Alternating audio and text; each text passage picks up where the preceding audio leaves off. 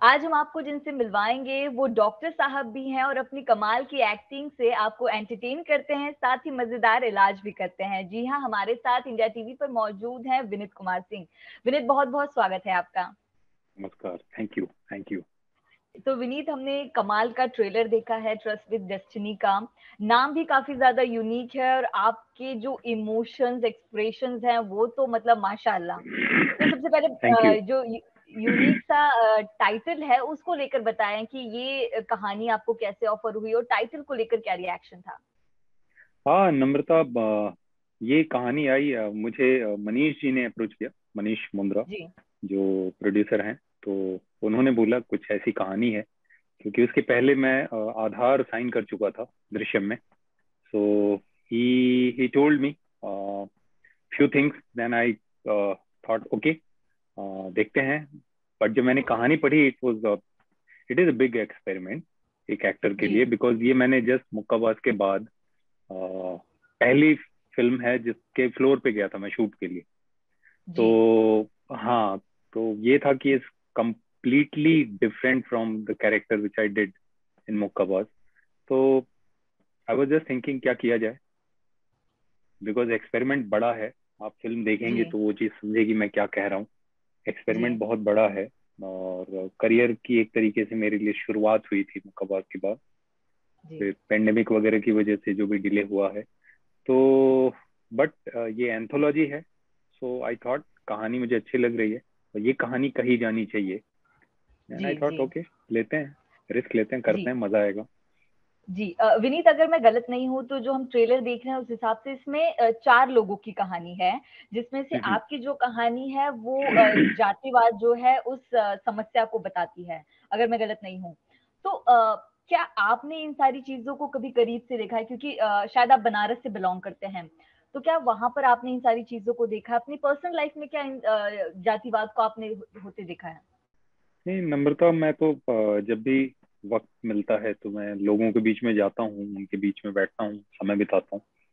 जी, तो आप जब लोगों से मिलते हैं, उनको सुनते हैं, तो बहुत सारी चीजें आपको पता चलती हैं, जो शायद हम अगर अपने घर में रहते हैं तो हमें वो चीजें कभी पता नहीं चल पाती। तो है, कहीं ना कहीं दिक्कतें थोड़ी होती हैं, और जी, वो कहानियां भी कही जानी चाहिए। बाकी तो हम लोग एंटरटेन तो करते ही रहेंगे, जी, लेकिन जी, उसके जी, साथ साथ कुछ ऐसी कहानियां जो हमारी जिंदगी से निकल के आती हैं और किसी की आवाज बन सकती हैं, तो कही जानी चाहिए। तो जी। मैं बिल्कुल, थोड़ी दिक्कतें हैं, और हमारा देश बहुत बड़ा है, तो ऐसी भी कहानियां लोगों तक पहुंचते रहनी चाहिए। जी। विनीत अगर मैं बात करूँ पिछले आपके जो प्रोजेक्ट्स थे, ज़्यादातर जो हैं हमने ओटीटी प्लेटफ़ॉर्म्स पर देखे हैं। ये प्रोजेक्ट भी आपका हम्म। जो है ओटीटी पर आ रहा है। तो बतौर आर्टिस्ट क्या आप देखते हैं कि ओटीटी जो है वो अब एंटरटेनमेंट का भविष्य है? क्या जो ऑडियंस है वो थिएटर की तरफ अब कम जो है वो प्रभावित होंगे? हाँ, पता नहीं, अभी तो कुछ कहा नहीं जा सकता, क्योंकि किसी को नहीं मालूम आगे कैसे होगा, क्या होगा। जी। मैं खुद को भाग्यशाली मानता हूँ कि लॉकडाउन के पहले कुछ काम जो खत्म किए थे, बिकॉज लगातार काम कर रहा था उसके पहले, तो वो सारी चीजें अभी रिलीज पे हैं। तो उनमें कुछ हुँ। चीजें हैं जो ओटीटी पे आएंगी, और कुछ हैं जो आ भी गई, और कुछ हैं जो थिएट्रिकल हैं। तो लेट्स सी कैसे होगा, अभी इसको प्रिडिक्ट कर पाना तो मुश्किल है। लेकिन हाँ, जी। उम्मीद करता हूँ कि चीजें पहले से बदलेंगी, और बदलाव बेहतर के लिए हो तो अच्छा है। जी। अगर मैं बात करूँ तो बतौर आर्टिस्ट आपको क्या लगता है कि अगर हम एक फ़िल्म के लिए काम करते हैं, जो थिएटर में रिलीज़ होती है, वो ज़्यादा वक़्त लेती है। अगर हम्म। ओटीटी कंटेंट के लिए काम किया जाए, जो कि एक वेब सीरीज़ भी है, तो क्या वहाँ पर कम वक़्त लगता है? क्या वहाँ पर एक ज़्यादा कम्फ़र्ट है? आप किस तरह देखते हैं इन सारी चीज़ों को? नहीं, ऐसा ऐसा नहीं है कि वक्त कम या ज्यादा लगता है। इनफैक्ट ओटीटी में ज्यादा वक्त लगता है, कि अच्छा। नंबर ऑफ शूटिंग डेज ज्यादा रहते हैं, क्योंकि अगर आप एक हुँ। शो करते हैं तो वो शो की कमिटमेंट बड़ी होती है। बिकॉज फिल्म का जो रनिंग टाइम है इज 2 आवर्स प्लस माइनस, जो भी 20 20 मिनट्स कह लो आप, 2 से जी, ढाई जी। घंटे की फिल्म।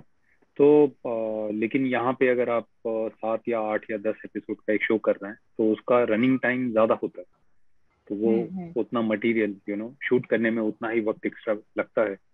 तो जी। वक्त का तो फर्क ऐसा नहीं है, हम्म। इनफैक्ट ओटीटी में ज्यादा लगता है।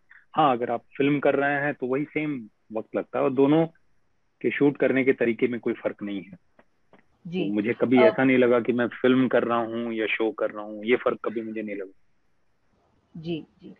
विनीत, अब कहा जा रहा है कि ये जो दौर चल रहा है वो स्टार्स का दौर नहीं है, ये एक्टर्स का दौर है। तो इस बात से कितना वाकिफ हैं? कितना मतलब इस बात को अप्रूव करते हैं आप? हाँ, पता नहीं, मुझे तो, मैं ऐसा नहीं मानता हूँ, सबके लिए जगह रहती है। जैसे और क्या ऐसा है कि ओटीटी जो है वो सबसे ज़्यादा हेल्पफुल रहा है, जो एक्टर्स हैं, जो मेथड एक्टर्स हैं, जैसे भी हम कहें उनको? हम्म, ओटीटी की वजह से ये जरूर हुआ है कि बहुत सारा काम जनरेट हुआ है, और जी, अगर आप टैलेंटेड हैं तो आपके पास मौका भी है, आप अपना काम लोगों तक पहुंचा सकते हैं ओटीटी के थ्रू। फिल्म में अपनी उसकी कुछ जो कह सकते हैं कि एक बुनियादी जो जरूरतें हैं, उस पे अगर आप खरे नहीं उतरते तो मुश्किल होती है, बिकॉज लिमिटेड फिल्में हैं, तो मौका भी लिमिटेड हो जाता है। जी, लेकिन जी, जी, ओटीटी के आने की वजह से ये जरूर मैं ये महसूस कर रहा हूँ कि बहुत सारे मेरे दोस्त, इनफैक्ट हम लोग भी बहुत सारा काम कर रहे हैं, जी। और काफी अच्छा काम भी हो रहा है। तो जैसे कि थिएटर के दौरान शुक्रवार के बॉक्स ऑफिस का एक प्रेशर होता था, तो क्या ओटीटी में वो प्रेशर नहीं है, या फिर अब अलग तरह का कोई प्रेशर आ गया है? नहीं, प्रेशर मतलब शुक्रवार का प्रेशर जो है वो कभी मैंने तो महसूस नहीं किया। जी। क्योंकि एक ही फिल्म, एक आई मुक्काबाज, उसके बाद तो अभी तक कोई ऐसा मौका बना नहीं है। आई एम स्टिल वेटिंग कि कुछ अच्छी फिल्में करने का मौका मिले, और वो शुक्रवार का भी प्रेशर जरा मैं देखूं, है ना। काफी वक्त जी, हो जी। गया है इस प्रयास में, और तो बट हाँ, अब तो दिल से ग्रे भी आ रही है। दिल से ग्रे। हाँ, हाँ, बिल्कुल, बिल्कुल। जी, वो अच्छी फिल्म है, वो तमिल फिल्म है, उसका रीमेक है हिंदी में, तो वहाँ की बिग हिट। तो देखते हैं कब जी, उसकी रिलीज वगैरह है। जी। विनीत, जैसे कि आपने कहा कि दिल से ग्रे जो है वो तमिल फिल्म की रीमेक है। भले जो फिल्म बना रहे हैं मेकर्स, उन्होंने अपना पॉइंट वो ऐड ऑन किया हो, लेकिन इस तरफ भी सवाल उठते आ रहे हैं कि इस इंडस्ट्री के पास अब क्रिएटिविटी नहीं है। चाहे पुराने गाने हों, उनका रीमिक्स किया जाता है, जो कहानी होती है साउथ की उसको उठाकर रीमेक किया जाता है। तो उसको लेकर क्या कहेंगे आप? नम्रता, आपको अगर पूरा खाना बनाना होता है तो टाइम लगता है, बिल्कुल। तो वो टाइम देना पड़ता है। और फिल्म मेकिंग एक कलेक्टिव मीडियम है, ये ऐसा नहीं है कि मैं एक्टर हूँ और मैंने सोचा कि नहीं चलो फिल्म करेंगे तो फिल्म बन जाए, ऐसे नहीं होता। तो बहुत सारे लोगों की बहुत सारी मेहनत लगती है, और उसमें काफी सारा समय जाता है। तो अगर आप उस तरीके से नर्चर करेंगे तो नया काम भी आता रहेगा, और आता रहता है, ऐसा नहीं है कि सब कुछ रीमेक ही है। जी। बट हाँ, अभी अभी यही बोलना चाहूंगा मैं नम्रता, कि अगर आप नया काम, ओरिजिनल काम अगर चाहते हैं तो फिर उसको उतना वक्त भी देना पड़ता है। जी।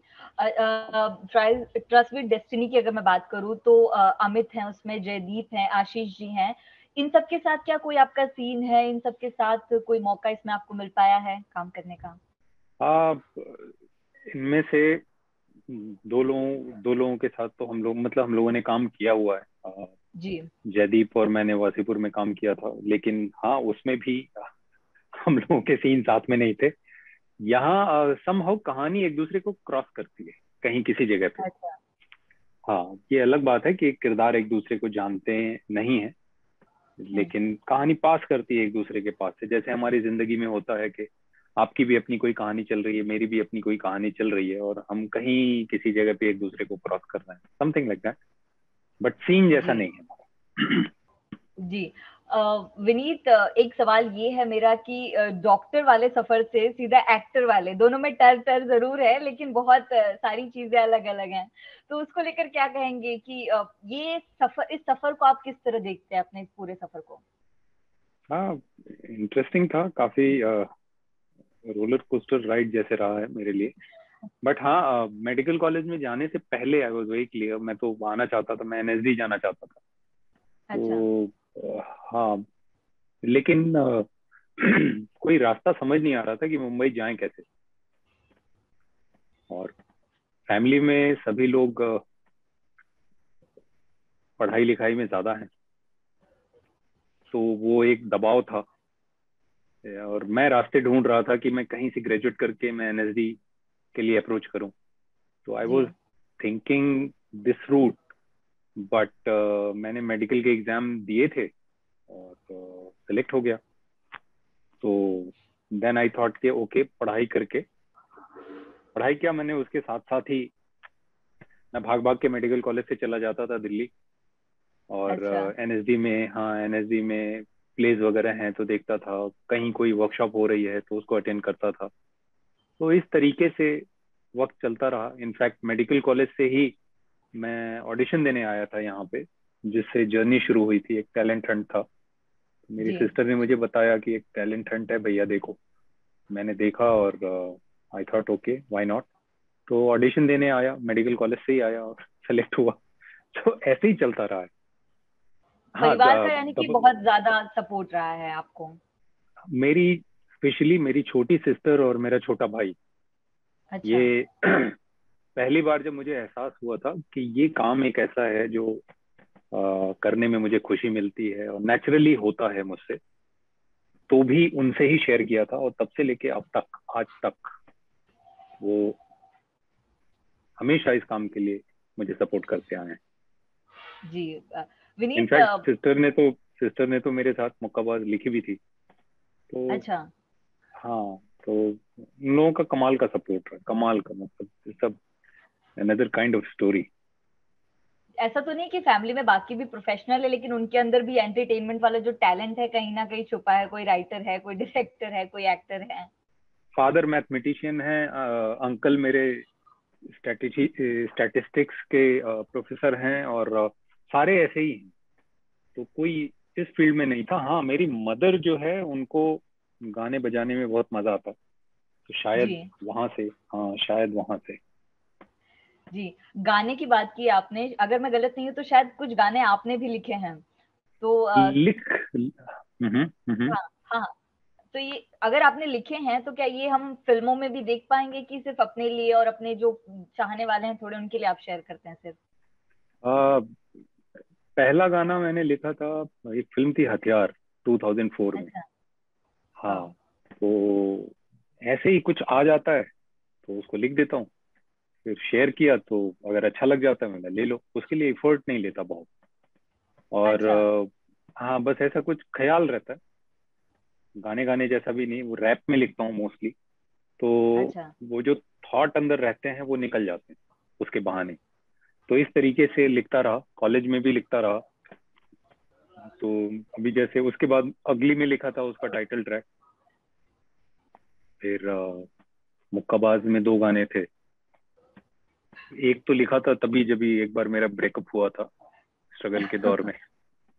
तो तभी जी। लिखा था, मतलब चलो ये भी कुछ निकाल लो। अच्छा। और एक पैंतरा जो अनुराग सर ने बोला कि नहीं, कुछ ऐसा लिखो। जी। तो हाँ तो विनीत बिल्कुल, जो आगे अगर कुछ आया तो शेयर करता रहूंगा।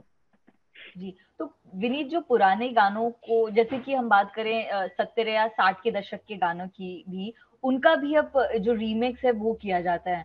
तो कितना सही मानते हैं इन चीजों? क्योंकि बहुत बार लोगों को नहीं पसंद आता है ये जो क्योंकि कभी कभी लगता है ये तो जबरदस्ती वाली चीज हो गई क्योंकि नहीं करना था इनका रीमिक्स। तो उसको लेकर क्या कहेंगे आप? क्या बोलूं मैं तो कोई समाज सुधारक तो हूँ नहीं। मतलब इंडस्ट्री सुधारने तो आया नहीं, वो काम करने आया हूँ। तो जिसको जो अच्छा लगता है वो लोग कर रहे हैं। हम्म। और बाकी कुछ अ, गाने ऐसे हैं जो रिमिक्स होते हैं, कुछ लोगों को अच्छे भी लगते हैं, कुछ गाने बहुत चले भी हैं। जी। लेकिन रेशियो जो है वो थोड़ा वैसा है कि ना चलने वाले गाने जो है ज्यादा हैं। लेकिन हाँ, लोग प्रयास करते रहते हैं। शायद आसान होता होगा, और शायद ऐसा लगता होगा कि मैंने कभी ऐसी कोशिश नहीं की, बट शायद ऐसा होगा कि गाना हिट है और शायद वो वर्क कर जाए ऑडियंस के जी लिए। हाँ, जी। विनीत, मैं कभी मेरा किसी सवाल। ऐसे सेशन में किसी ऐसे सेशन में बैठा नहीं हूँ। आई डोंट नो अप्रोच अच्छा। क्या रहती है यहाँ। जी। विनीत, मेरा सवाल एक जो है वो ओटीटी को लेकर है कि ओटीटी में उतना सेंसरशिप नहीं होता, उतनी बाउंड्रीज नहीं होती, तो क्या जबरदस्ती किसी किसी सीन में बेवजह गालियां ठूसी जाती हैं, या फिर कुछ ज्यादा ही जो अडल्ट सीन होते हैं वो डाले जाते हैं, ऐसा लगता है आपको, या उसकी आ, जरूरत भी ना हो? मैं ये मानता हूँ कि जब आप किसी पावरफुल पोजीशन में होते हैं तो बहुत जी। केयरफुल होके डिसीजंस लेने चाहिए। चाहे किसी भी कैपेसिटी में आप हों, तो ये ध्यान रखना चाहिए कि अगर आपको अधिकार है किसी चीज का, तो उसका समझदारी के साथ इस्तेमाल हो, हम्म। ताकि वो ऐसा ना लगने लगे कि ये क्या चल रहा है। जी, बिल्कुल बिल्कुल बिल्कुल। मैंने तो जी। अभी तक जो भी काम किया है वहाँ कोई ऐसी चीज ऐसी तो नहीं है, एज ऑफ नाउ कभी ऐसा नहीं आया। बट एज एन एक्टर, वही मैं नम्रता में मुझे ये समझ में आता है, कलेक्टिव है।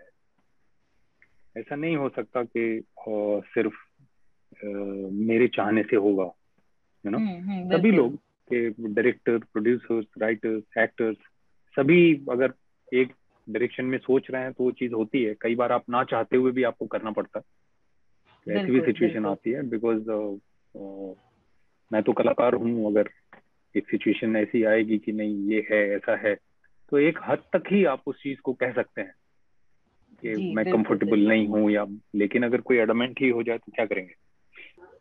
जी जी। हमारे पास वक्त कम है, मैं आपसे एक सेकंड लास्ट सवाल जो है वो पूछूंगी।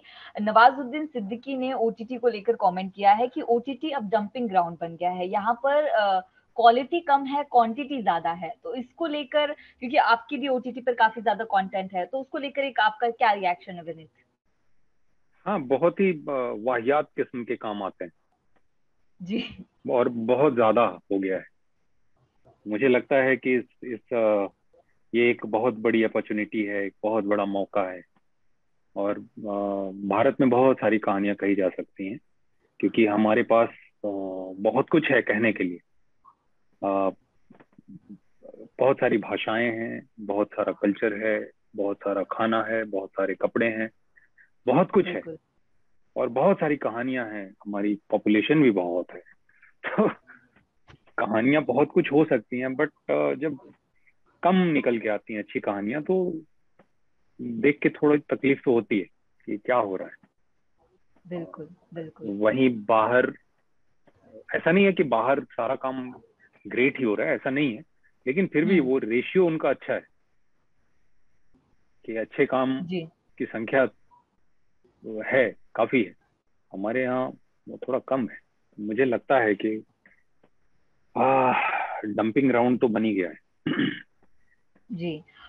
तो विनीत, मजेदार बातें की हमने, ट्रस्ट विद डेस्टिनी को लेकर भी हम बेहद एक्साइटेड है। जाते जाते हमारे जो दर्शक हैं उनको बता दें कि एक क्या वो वजह है कि ट्रस्ट विद डेस्टिनी जो है वो जरूर देखें, और दिवाली की बधाई भी आप जरूर दीजिए। जी। बिल्कुल। सबसे पहले ये कहना चाहूंगा कि चारों कहानियां बहुत अच्छी हैं, और जी। सब एक दूसरे से काफी अलग हैं। और अगर आप जीवन से जुड़ी चीजों को देखना चाहते हैं तो ट्विस्टेड डेस्टिनी देखिए। काफी मेहनत से काम किया है। फिल्म के डायरेक्टर जो है प्रशांत नायर, बहुत बहुत अच्छे डायरेक्टर हैं, बहुत प्यारे इंसान हैं। डीओपी जो है अविनाश अरुण, वो दोस्त हैं मेरे, और बहुत ही अच्छा काम करते हैं। जो मेरी कहानी में जो मेरी को एक्ट्रेस हैं कनी, शी इज वंडरफुल एक्ट्रेस, और अच्छी बनी है कहानी। तो मुझे लगता है अगर कुछ अलग देखना है तो ट्विस्ट विद डेस्टिनी जरूर देखिए।